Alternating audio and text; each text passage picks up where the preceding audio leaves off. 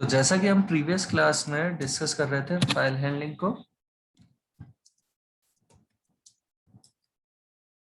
File handling means files को handle करना, read करना, राइट करना, इस तरीके के ऑपरेशंस परफॉर्म करना, वो है फाइल हैंडलिंग।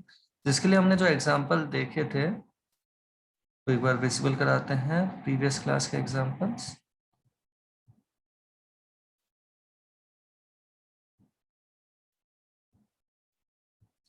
तो हमने सबसे पहले बात की फाइल हैंडलिंग अगर हमें सी प्रोग्रामिंग में परफॉर्म करनी है तो फाइल टाइप का एक पॉइंटर लेंगे, एफ ओपन की हेल्प से फाइल ओपन करके उस एड्रेस को प्रोवाइड कर देंगे पी के पास। फाइल एक हार्ड डिस्क का स्टोरेज है, उसके रेस्पेक्टिवली जो बफर में स्टोरेज मिल रहा है फाइल टाइप के ऑब्जेक्ट का, उसका एड्रेस प्रोवाइड कर दिया जाएगा पॉइंटर को। तो पॉइंटर को प्रोवाइड कर दिया फाइल ओपन करते टाइम। और जब ये पी के पास कोई एड्रेस है, नल एड्रेस के अलावा कोई और एड्रेस है, इसका मतलब फाइल ओपन हो गई है। लेकिन अगर फाइल ओपन नहीं हो पाई तो पी के पास पहुंचेगा नल एड्रेस। पी चेक कर लिया, अगर इक्वल है नल के तो यहीं पे मैसेज दिया और एग्जिट हो गए। अदरवाइज फाइल पे जो भी हमें काम करना है वो काम करेंगे। और फिर फाइल क्लोज करने का तरीका होगा एफ क्लोज फंक्शन, जिसमें पॉइंटर के पास जो एड्रेस था वो एड्रेस प्रोवाइड कर दिया, फाइल क्लोज कर दी। फाइल क्लोज करने का जो सेंस है वो सेंस ऐसा कि जो हार्ड डिस्क में स्टोरेज था उसके रेस्पेक्टिवली जो बफर में स्टोरेज लिया था फाइल के लिए, उस स्टोरेज को फ्री करना, उस रिसोर्स को फ्री करना, वो सेंस रहेगा एफ क्लोज का। और यहाँ पे फाइल एक प्री डिफाइंड स्ट्रक्चर है, एफ ओपन एक प्री डिफाइंड फंक्शन है, F close pre defined function है। इनके लिए header file, file F open F close के लिए हेडर फाइल है stdio.h। बिल्कुल वैसे जैसे प्रिंट एफ के लिए भी यही हेडर फाइल थी, राइट। जबकि हमें काम में लेना है अगर एग्जिट, तो उसके लिए हेडर फाइल stdlib.h या फिर process.h काम में ले सकते हैं। और गेट ch के लिए तो corneo.h है ही। हमने जो एग्जांपल और देखे थे उनमें बात की हमने कि अगर डेटा रीड करना है तो केवल फाइल ओपन होना सफिशिएंट नहीं है, हमें उसका कंटेंट कंसोल पे प्रिंट भी करवाना होगा। तो हार्ड डिस्क से बफर में स्टोरेज आ गया फाइल ओपन होने पे, बफर से character bye character data read करते गए जैसे ch वेरिएबल में। और इस वेरिएबल के अंदर अगर एंड ऑफ फाइल वाला कैरेक्टर नहीं आया तो मतलब आगे डेटा और भी अवेलेबल है, तो उन डेटा को हम प्रिंट करते जा रहे हैं। कैरेक्टर रीड करते हैं, एंड ऑफ फाइल नहीं है तो print, next character read, end of file नहीं है तो print, next character read, end of file नहीं है तो प्रिंट, नेक्स्ट कैरेक्टर रीड, और अगर एंड ऑफ फाइल मिल गया तो लूप से बाहर। जब ये एंड ऑफ फाइल मिल गया तब लूप से बाहर आएंगे और फाइल क्लोज कर देंगे। अदरवाइज पूरा data character bye character format में आउटपुट में कंसोल पे प्रिंट करवाते जा रहे हैं। यही अगर हम बात करें, अगर हमें एक फाइल दूसरी फाइल में कॉपी करनी है तो कॉपी करने के लिए हमें क्या करना है, दो फाइल ओपन करनी है। जैसे पी पॉइंटर और क्यू पॉइंटर की हेल्प से अगर हम ये ओपन करना चाह रहे हैं, पी पॉइंटर की हेल्प से जो फाइल ओपन कर रहे हैं वो तो हम फाइल रीड करना चाहते हैं, जबकि क्यू पॉइंटर की हेल्प से जिस फाइल को हम ओपन कर रहे हैं उसे हम राइट करना चाहते हैं। दो अलग अलग फाइल है, हम चाहते हैं abcd.txt का डेटा किसी फाइल में, या हम कहते हैं फाइल का नाम जैसे फाइल 1.txt का डेटा फाइल 2.txt में देना चाहते हैं। तो कुछ ऐसा हमने ये प्रोवाइड किया। यहाँ पे P अगर नल के इक्वल है तो आगे काम नहीं करना चाहेंगे, या फिर Q नल के इक्वल है तो भी काम नहीं करना चाहेंगे आगे। तो यहाँ हमने लॉजिकल और काम में लिया चेक करने के लिए कि अगर P नल है या Q नल है तो क्या देंगे, फाइल ओपन नहीं हो पाई और यहीं पे एग्जिट हो जाएंगे।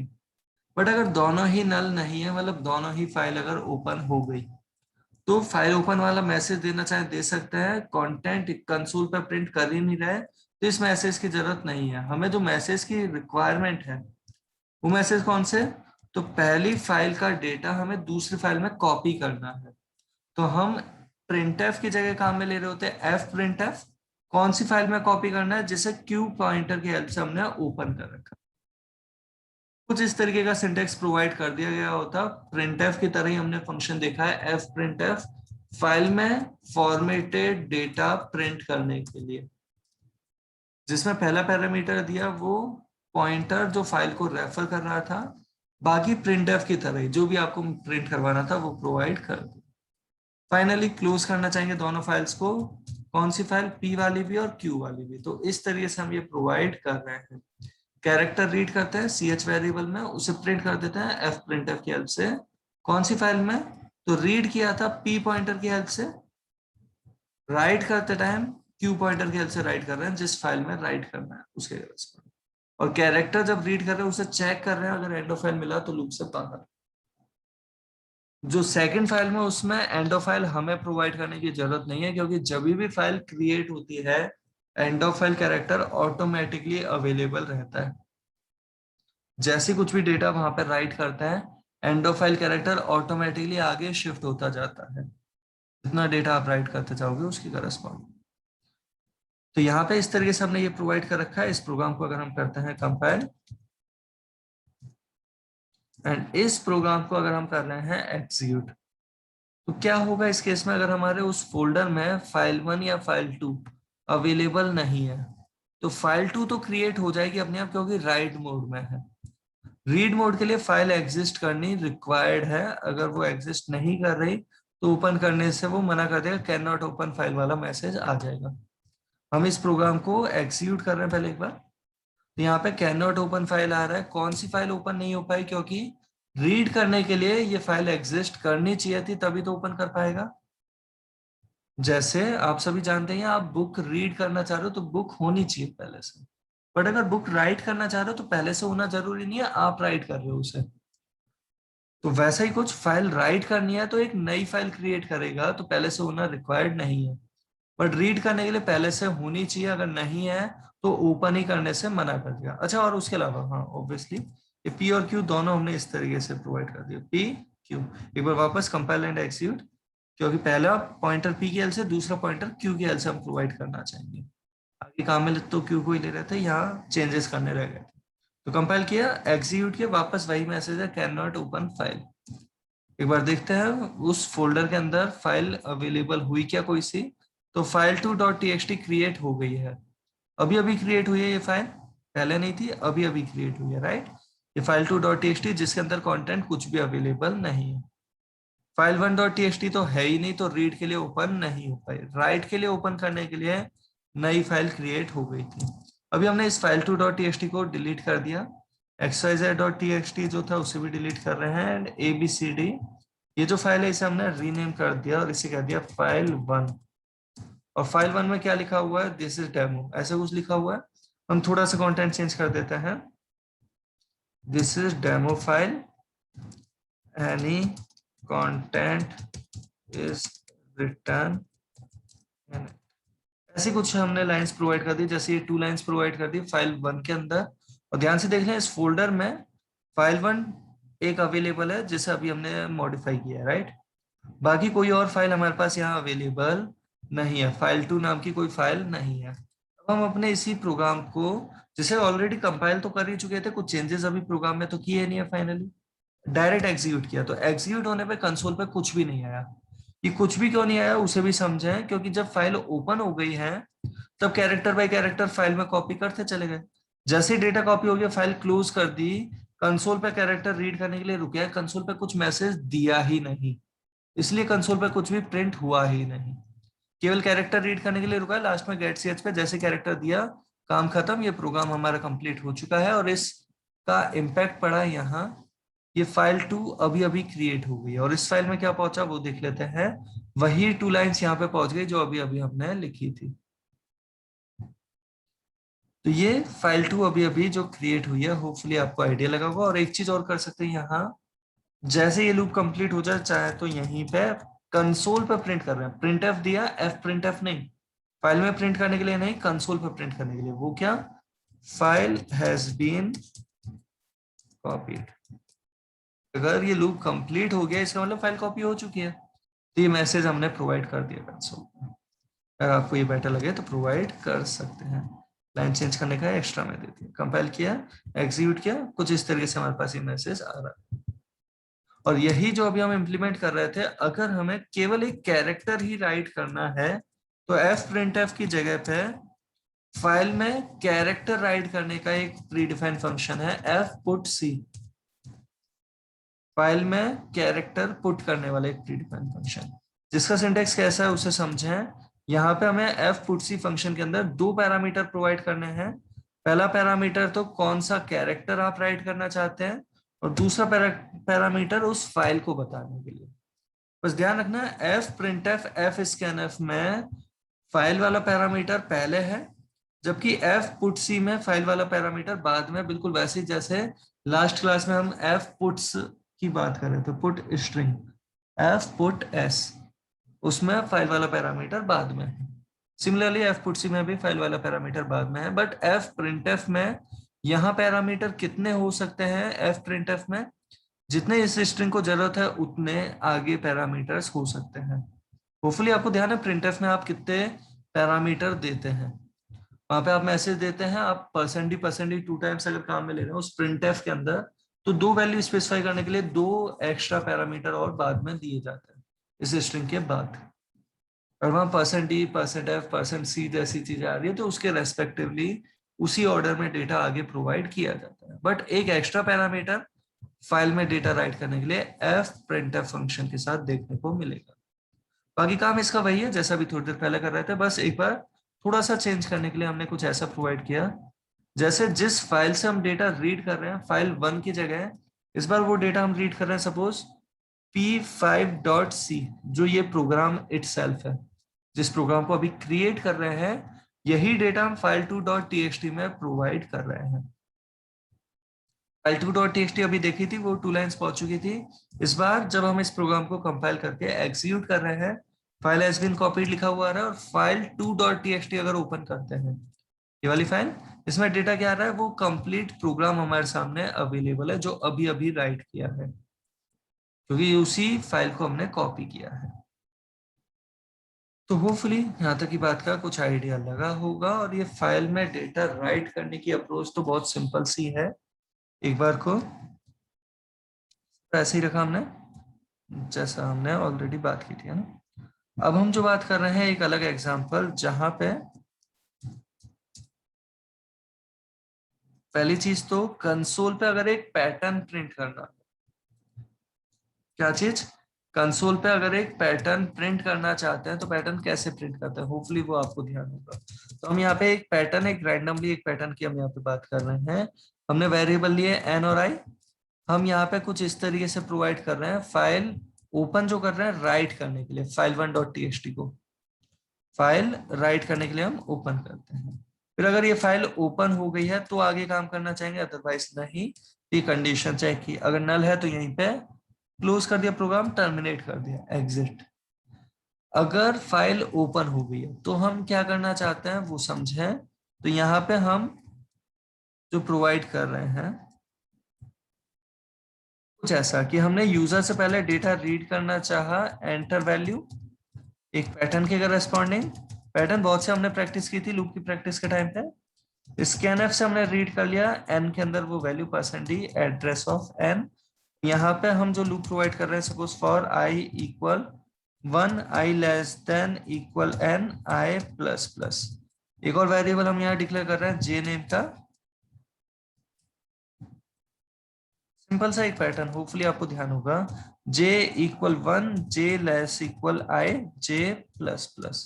ये पैटर्न कुछ ऐसा है, फर्स्ट रो के अंदर 1, नेक्स्ट के अंदर 1 2, नेक्स्ट के अंदर 1 2 3 एंड सो ऑन। ऐसा कुछ हम ये प्रिंट करवा रहे थे, printf %d, और ये वैल्यू कहाँ प्रिंट कर रहे थे हम, j की वैल्यू कंसोल पे कुछ इस तरीके से प्रिंट करता है, और जैसे j का लूप कंप्लीट तब लाइन चेंज करने के लिए दे देते हैं /n। अब अगर हम यही सेम पैटर्न, होपफुली आपको ध्यान होगा ये पैटर्न कैसा प्रिंट हो रहा था, यही सेम पैटर्न अगर हम फाइल में राइट करना चाहते हैं तो तरीका printf की जगह f printf, एक एक्स्ट्रा पैरामीटर फाइल को रिप्रेजेंट करने वाला जिसमें डेटा राइट करवाना है, f printf, ये लाइन चेंज भी उसी फाइल में करवानी है, वो पैरामीटर दिया और उस फाइल के अंदर ही लाइन चेंज करने के लिए जैसा भी आप printf देते आ रहे हैं बिल्कुल वैसे ही आप f printf प्रोवाइड कर सकते हैं। जहां कंसोल पर प्रिंट करना है वहां printf, जहां पे फाइल में प्रिंट करने के लिए दे रहे हैं वो f printf। कंसोल पे फाइनली मैसेज हम प्रोवाइड करना चाह रहे हैं, पैटर्न हैज बीन कॉपीड, ऐसा कुछ हमने ये मैसेज दे दिया, जो भी आपको मैसेज फाइनली कंसोल पे देना है। इस केस में फाइल 1.txt में जो अभी हमने डेटा दे रखा था वो 2 लाइंस वाला, वो हटके एक पैटर्न आ जाएगा। और कौन सा पैटर्न? इस प्रोग्राम को हम कर रहे हैं कंपाइल एंड एग्जीक्यूट, और एग्जीक्यूशन टाइम पे हमने यहाँ पे वैल्यू दे दी सपोज 7, तो 7 के रेस्पेक्टिवली पैटर्न पहुंच गया होगा फाइल के अंदर। देखें एक बार, तो ये हमारी फाइल 1 थी, इसमें डेटा क्या आ गया है वो देखें, तो ये पैटर्न आ चुका है जो अभी हमने लॉजिकली क्रिएट किया था। तो लॉजिक आप जानते हैं, लूप आप जानते हैं, इफ एल्स स्विच जैसी चीजें आप जानते हैं, तो बाकी चीजें सब जानते हैं। फाइल में जो डेटा राइट करना है वो चॉइस आपकी अपनी है। एफ प्रिंट एफ से राइट कर रहे हैं, फाइल में पहुंचा रहे हैं डेटा। एंड हमने जो प्रीवियस क्लास में और बात की थी, जब हमने फाइल में डेटा राइट करना चाहा तो राइट करने के लिए ओपनिंग मोड दिया W, रीड करने के लिए जो ओपनिंग मोड दे रहे थे वो दे रहे थे क्या? R। रीड करने के लिए R, राइट करने के लिए W। और फाइल में डेटा राइट करने की अप्रोच, जैसे स्ट्रिंग अगर हमें राइट करनी है तो हम printf से % की हेल्प से जैसे कंसोल पर प्रिंट करते हैं, उसी तरीके से f printf से प्रिंट कर सकते हैं, या फिर f put से भी। स्ट्रिंग कांस्टेंट होता है तो डायरेक्टली स्ट्रिंग कांस्टेंट भी हम यहाँ पे जैसे printf में स्ट्रिंग कांस्टेंट प्रिंट कर सकते हैं इस तरीके से, वैसा ही f printf में भी प्रोवाइड कर सकते हैं। तो जो भी तरीका आप जानते हैं कंसोल पर प्रिंट करने का printf से, वैसा ही f printf आप काम में ले सकते हैं। और जैसा scanf अवेलेबल है, scanf किस लिए अवेलेबल है? यूजर से डेटा रीड करने के लिए, कंसोल के थ्रू डेटा रीड करने की अप्रोच है scanf। f scanf है फाइल के थ्रू डेटा रीड करने की अप्रोच, f scanf। और यहाँ पे जो हम आगे एग्जांपल देख रहे हैं, वो एग्जांपल कैसा उसे आराम से समझना। हम यहाँ पे बात कर रहे हैं कुछ ऐसी कि एक स्ट्रक्चर अगर हमने डिफाइन कर रखा है, स्ट्रक्चर कैसा है? सपोज स्टूडेंट वाला, होपफुली आपको ध्यान होगा स्टूडेंट वाला स्ट्रक्चर, एंड स्टूडेंट वाला स्ट्रक्चर जो हमने बात की थी वो ध्यान होगा होपफुली, है ना? जहाँ पे हमने रोल नंबर दिया इंटीजर टाइप का, कैरेक्टर नेम प्रोवाइड किया, 20 कैरेक्टर्स दे दिए जैसे स्टैटिक, एंड यहीं पे हमने फ्लोट टाइप का भी डेटा प्रोवाइड कर दिया जैसे %। अलग अलग तरीके के डेटा को रीड किया जा सकता है, होपफुली आपको ये चीज ध्यान होगी। अभी जो हम प्रोग्राम क्रिएट कर रहे हैं वो प्रोग्राम बहुत सिंपल सा, अगर हमें यूजर से डेटा रीड करके यूजर के सामने प्रिंट करना होता तो कैसे कर रहे होते हैं उसकी बात कर रहे हैं। तो स्ट्रक्ट स्टूडेंट ऐसा प्रोवाइड किया, या फिर होपफुली आपको टाइप डेफ भी ध्यान होगा, टाइप डेफ स्ट्रक्ट स्टूडेंट, और यहाँ पे दे दिया उस स्ट्रक्ट स्टूडेंट का निकनेम, जैसे दे दिया ये स्टूडेंट, उसमें कैपिटल एस है, इसमें स्मॉल में। और जब इस तरीके से डिफाइन कर ही रहे हैं तो यहाँ पे ये नेम देना कंपलसरी नहीं है, आप डायरेक्ट इस नेम को, इस निकनेम को भी काम में ले सकते हैं। होपफुली आपको ध्यान होगा टाइप डेफ की हमने बात की थी। फ्रेंड, जो हमारे पास नया डेटा टाइप आ चुका है, इस टाइप का हमने एरे क्रिएट किया, सपोज ये 20 एलिमेंट्स का, या आप डायनेमिक मेमोरी एलोकेशन वाली अप्रोच भी प्रोवाइड कर सकते हैं। डायनेमिक मेमोरी एलोकेशन की अप्रोच क्या होती है? पॉइंटर क्रिएट किया हमने ऐसा जिस तरीके का हमें एरे चाहिए। हमने यहाँ पे एक इंटीजर वेरिएबल n लिया, i लिया, जो वेरिएबल रिक्वायर्ड है वो तो लेंगे ही। प्रिंटफ से मैसेज दिया जैसे एंटर नंबर ऑफ स्टूडेंट्स, ये जैसे हमें ये मैसेज हमने प्रोवाइड किया, स्कैनफ से हम रीड कर रहे हैं ये %t एड्रेस ऑफ n, और जैसे ही n की वैल्यू यूजर से रीड कर ली, हमें एक लूप प्रोवाइड करना है, i = 0, i n, i ++ और उस s ऑफ i पे वर्क करना है, लेकिन s नेम का एरे तो हो। तो मेमोरी एलोकेट करने का डायनेमिक मेमोरी एलोकेशन की अप्रोच आपको होपफुली ध्यान होगी। यहाँ पे हमने प्रोवाइड कर दिया s = स्टूडेंट, डेटा टाइप है, उस टाइप के पॉइंटर में टाइप कास्ट किया मेलॉक से आए हुए एड्रेस को। और एड्रेस किस चीज का? तो यहाँ पे हम प्रोवाइड कर रहे हैं n × साइज ऑफ स्टूडेंट। एक स्टूडेंट टाइप के ऑब्जेक्ट को जितनी मेमोरी चाहिए उतनी मेमोरी को मल्टीप्लाई कर दिया हमने, उस साइज को मल्टीप्लाई कर दिया n से, जितने स्टूडेंट की जरूरत है उतनी मेमोरी एक साथ एलोकेट करके s को वो एड्रेस लाके प्रोवाइड कर दिया। आप ये भी जानते हैं कि मेलॉक की तरह ही हम कैलॉग भी काम में ले सकते हैं। अगर मेलॉक से मेमोरी नहीं मिल पाई बाई चांस, ऐसा अगर इक्वल रहा नल के, तो उस केस में कैलॉग भी काम में ले सकते हैं। कैलॉग का भी सिंटेक्स होपफुली आपको ध्यान होगा, उनकी जगह तो सी और ये मल्टीप्लाई की जगह कॉमा, सिंपल सा सिंटेक्स। और अगर बाय चांस ये भी नल रहा तब तो मेमोरी मिल ही नहीं पाई, तब तो आगे काम ही नहीं करना चाहेंगे, प्रोग्राम को टर्मिनेट कर देंगे। तब तो हमने क्या कह दिया, जैसे प्रिंटफ से मैसेज दिया memory is not available, and ये मैसेज देके गेट सी एच अगर यूजफुल लग रहा है तो बिल्कुल गेट सी एच भी काम में ले सकते हैं बीच में, और फिर एग्जिट प्रोवाइड कर दिया, प्रोग्राम को टर्मिनेट कर दिया। एक प्रॉब्लम आई, इस कारण से प्रोग्राम टर्मिनेट कर रहे हैं, तो यहाँ दे दिया एग्जिट 1। तो कुछ इस तरीके से ये प्रोवाइड कर दिया। लेकिन अगर ये मेमोरी मिल चुकी है तो आगे लूप चलना है, और लूप में क्या करना है, हमें वो डेटा रीड करना है। मैसेज जैसे हमने प्रोवाइड किया, एंटर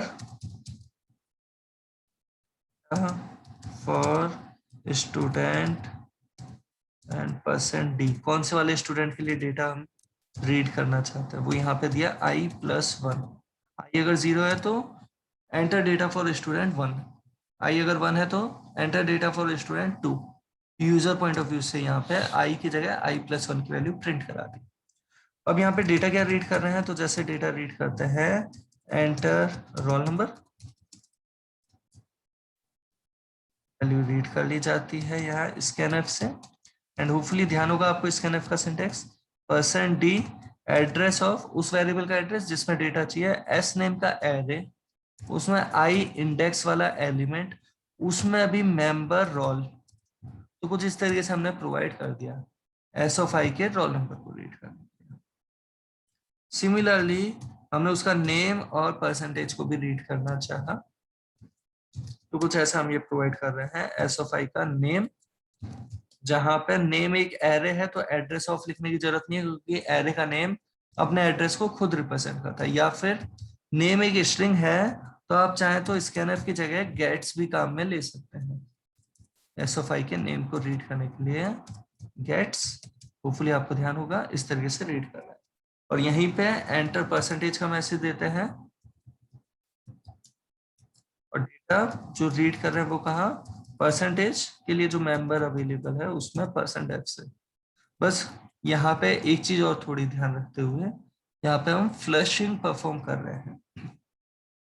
जब हम एक स्ट्रिंग रीड करना चाहते हैं तो स्ट्रिंग रीड करने से पहले सिस्टम डिपेंडेंट प्रॉब्लम ना आए उसके लिए हमने यहाँ पे फ्लशिंग भी प्रोवाइड कर दी। होपफुली आपको ये ध्यान होगा फ्लशिंग प्रोवाइड करने का तरीका, चाहो तो इस मैसेज को देने से पहले भी दे सकते थे। तो कुछ इस तरीके से ये डेटा रीड हो जाता है। फाइनली अगर ये पूरा डेटा हमें प्रिंट करवाना है कंसोल पे, तो कुछ इस तरीके से हम प्रिंट करवा सकते हैं, गिवन डेटा /n से लाइन चेंज करवाई, कंसोल पे ही अगर हमें प्रिंट करवाना है, हम लूप प्रोवाइड जो कर रहे थे i=0, i<n, i++, यहाँ पे हम जो प्रोवाइड कर रहे हैं वो कुछ इस तरीके से, प्रिंटफ में हमने प्रोवाइड किया जैसे सबसे पहले %d रोल नंबर प्रिंट करने के लिए, /t दिया, फिर दिया हमने %s नेम प्रिंट करने के लिए, /t दिया, फिर हमने दिया %, एंड साथ में हमने प्रोवाइड कर दिया f परसेंटेज प्रिंट करने के लिए।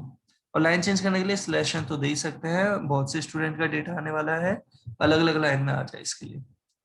तो यहाँ पे हम क्या प्रोवाइड कर रहे हैं, एस ऑफ आई का रोल नंबर, एस ऑफ आई का नेम, एंड एस ऑफ आई का, जिस तरीके का डेटा हम ये प्रिंट करवा रहे हैं। तो एक बार देखते हैं इस प्रोग्राम का क्या आउटपुट आता है डेटा रीड करने के बाद। हमने इस प्रोग्राम को किया कंपाइल,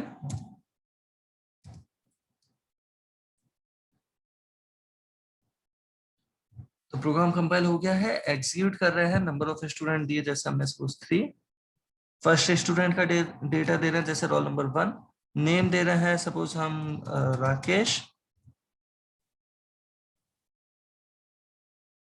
तरीके से परसेंटेज दे दिया हमने सपोज 77। नेक्स्ट स्टूडेंट का डेटा हम दे रहे हैं रोल नंबर 2, नेम दे दिया सपोज रमेश, एंड परसेंटेज दे दी 98। एंड थर्ड स्टूडेंट के लिए हमने दे दिया जैसे रोल नंबर 3, नेम दे दिया महेश, एंड परसेंटेज दे दी जैसे हमने 80। तो इस केस में हमारे पास डेटा कुछ इस तरीके से अपीयर हो रहा है, given data roll number name percentage, roll number name percentage, इस तरीके से हमने प्रिंट करना है। अब यही डेटा अगर हम फाइल में सेव करना चाहते हैं तो सेम प्रोग्राम हम कॉपी कर रहे हैं, पेस्ट कर रहे हैं, जहां पे हमने एक चीज तो क्या किया, फाइल टाइप का एक पॉइंटर क्रिएट किया। दूसरी चीज, जब हम ये डेटा यूजर से रीड कर लेते हैं, वो डेटा फाइल में सेव करना है, तो फाइल में सेव करने के लिए ये जो लूप प्रोवाइड कर रहे हैं, उससे पहले ही हमने फाइल ओपन कर ली। तो वो जो पॉइंटर लिया, पी नेम का लिया, राइट, उस पॉइंटर को हमने एफ ओपन फंक्शन की हेल्प से प्रोवाइड किया एक फाइल का नेम। जैसे ये फाइल का नेम हम दे रहे हैं student data dot T x T, file को हम राइट करना चाहते हैं, डब्ल्यू प्रोवाइड कर दिया, इस तरीके से दिया।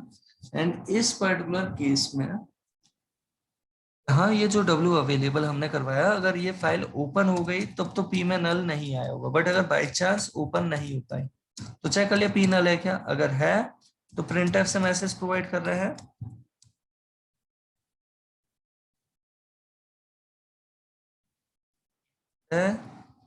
Gate ch and exit.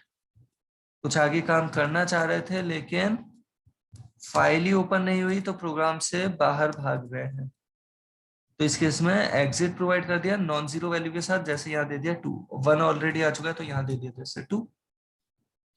And अगर ये फाइल ओपन हो चुकी है तो आगे आएगा, अदरवाइज तो प्रोग्राम ही खत्म। फाइल ओपन हो चुकी है तो आगे हम क्या कर रहे हैं वो भी समझे। एंटर डेटा फॉर स्टूडेंट, ये रीड कर रहे थे अभी तो ना, तो रीड करने का काम करने के बाद भी ये चीज कर सकते थे। चाहे तो पहले करें, आप चाहे तो रीड करने के बाद। तो अभी हमने रीड करने के बाद ये मैसेज जो है, ये तो कंसोल पे जब प्रिंट कर रहे तो चाहिए था, फाइल में तो ये मैसेज देना नहीं, गिवन डेटा, केवल वो डेटा सेव करना है फाइल के अंदर। तो हमने ये लूप प्रोवाइड किया। लूप के अंदर जो ये अभी हम प्रिंट एफ दे रहे थे उसकी जगह पे दिया एफ प्रिंट एफ, और साथ के साथ एक पॉइंटर प्रोवाइड कर दिया। वो पॉइंटर कौन सा, वो पी फाइल टाइप का पॉइंटर।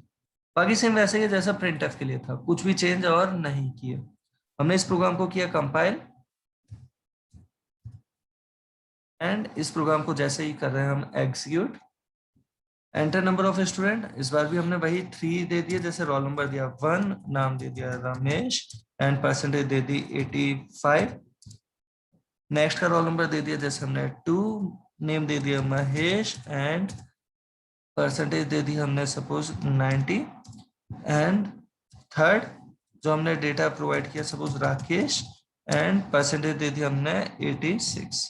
इस तरीके से हमने ये डेटा प्रोवाइड कर दिया। फाइनली ये डेटा पहुंची होगा कंसोल पे, हमने अभी मैसेज नहीं दिया। तो एक चीज, तो कंसोल पे कोई मैसेज देते अच्छा लगता कि डेटा फाइल में कॉपी हो गया, ऐसे कुछ प्रोवाइड कर देते हैं। साथ के साथ यहाँ फाइल में क्या पहुंचा, तो फाइल हमने किस नेम से क्रिएट किया है, स्टूडेंट डेटा, जो अभी अभी क्रिएट हुई है फाइल, जिसके अंदर ये रिकॉर्ड पहुंच चुका है, ये 3 रिकॉर्ड अवेलेबल हो गए।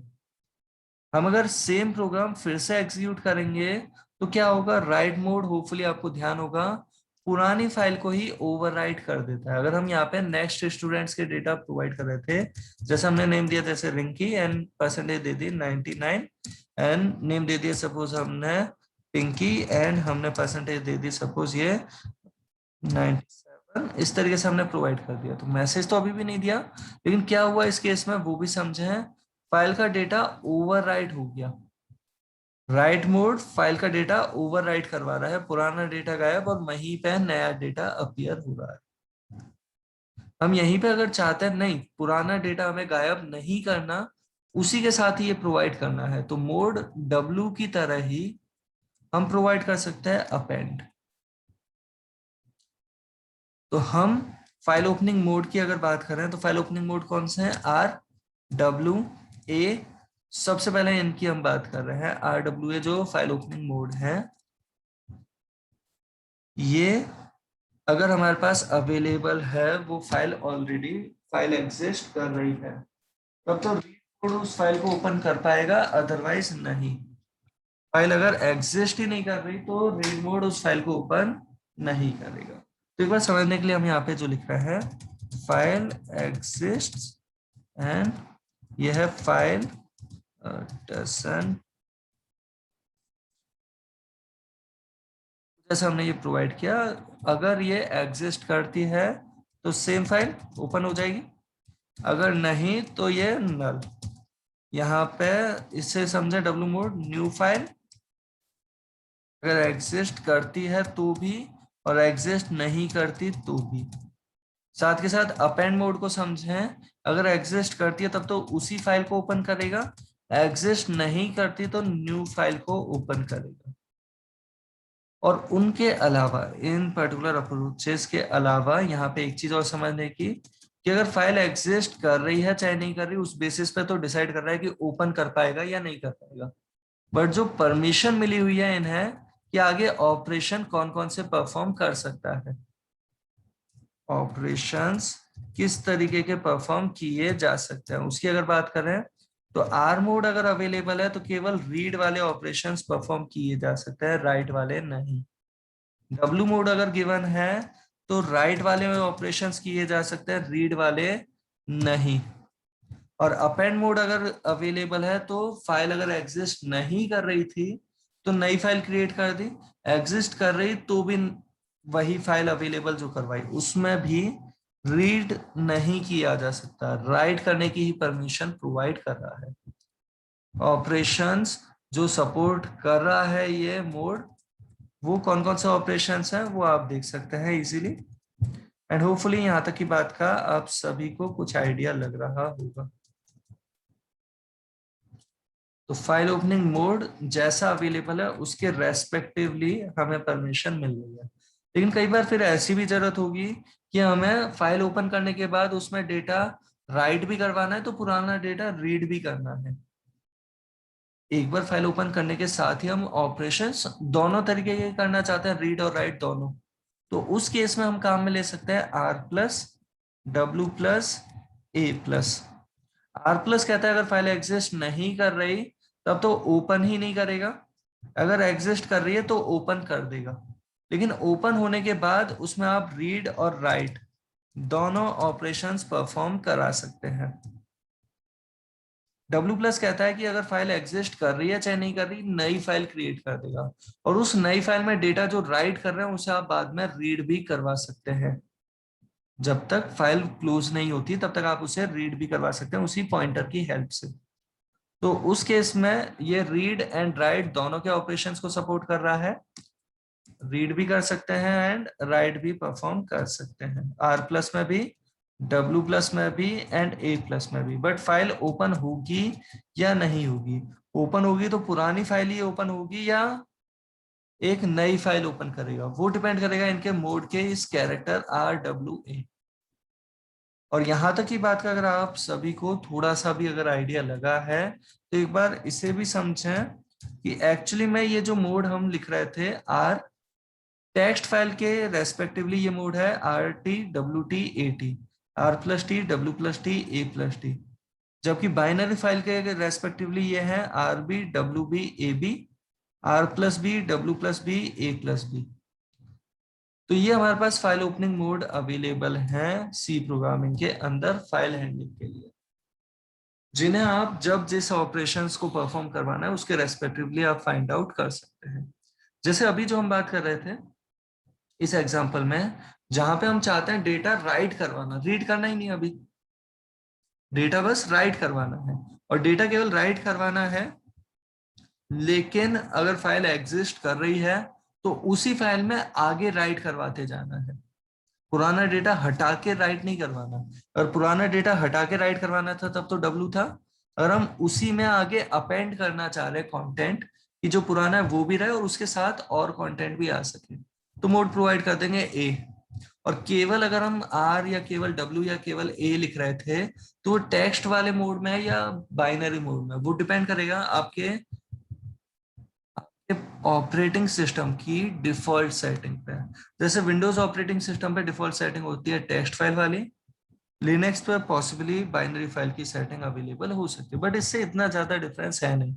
यहाँ चाहे टी दो चाहे बी दो, डिफरेंस वो टेक्स्ट फाइल और बाइनरी फाइल का आएगा उन्हें राइट करने के और रीड करने के तरीके से, कि कैसे रीड कर रहे हैं कैसे राइट कर रहे हैं, उस बेसिस पे अलग अलग पता चलेगा। तो अभी तक जो भी हमने डिस्कस किया है फाइल में रीड करने राइट करने वाले ऑपरेशंस को, वो टेक्स्ट फाइल के लिए डिस्कस किया है।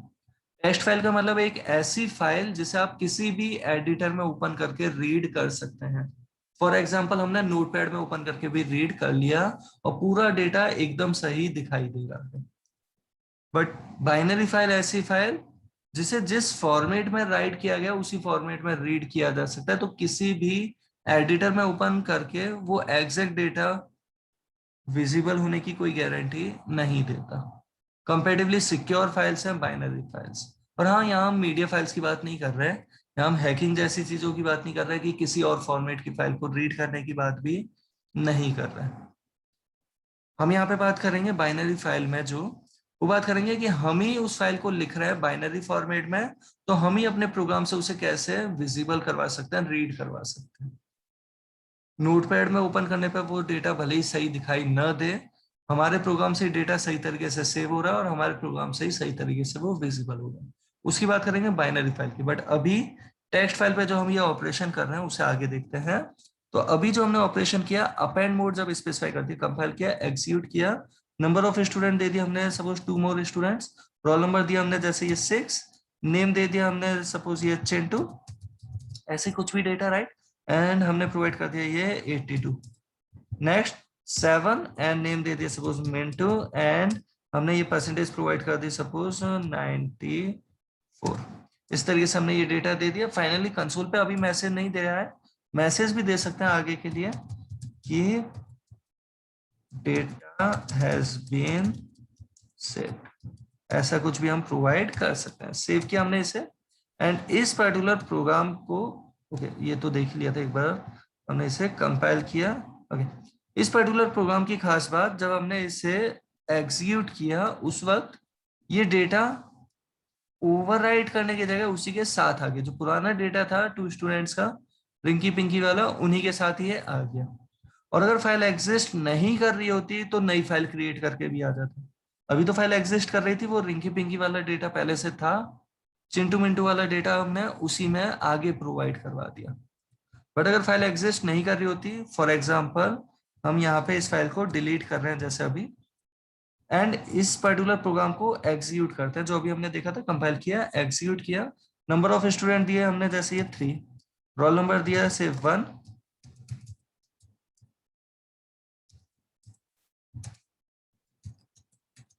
कुछ इस तरीके से हम डेटा देते जा रहे हैं कुछ, एंड यहाँ रोल नंबर 3 दे दिया हमने, नेम, और ये एक ऑर्डर में रोल नंबर देना कंपलसरी नहीं है, केवल ऐसी एग्जांपल के लिए कुछ भी देख रहे हैं ना। तो कुछ इस तरीके से हमने ये डेटा सेव करा दिया, डेटा हैज बीन सेव्ड का मैसेज आ गया। फाइल में जाके अगर हम डेटा देखें तो फाइल में डेटा पहुंच चुका है, कुछ इस तरीके से हमें वो डेटा विजिबल हो रहा है। अब ये डेटा अगर हम अपने ही प्रोग्राम की हेल्प से अगर रीड करना चाहते हैं तो उसके लिए हम देखेंगे fscanf। बाकी होपफुली यहाँ तक की बात का आइडिया लगा होगा। और ये अपेंड मोड में अवेलेबल है कि 2 स्टूडेंट का डेटा और अगर हम दे देते हैं तो वो भी उसी फाइल में सेव हो जाएगा। जैसे हमने कुछ इस तरीके से दे दिया तो वो भी उसी फाइल में सेव हो जाएगा। होपफुली आप सभी को यहाँ तक की बात का आइडिया लग रहा होगा। फाइल में डेटा ये पहुंच चुका है।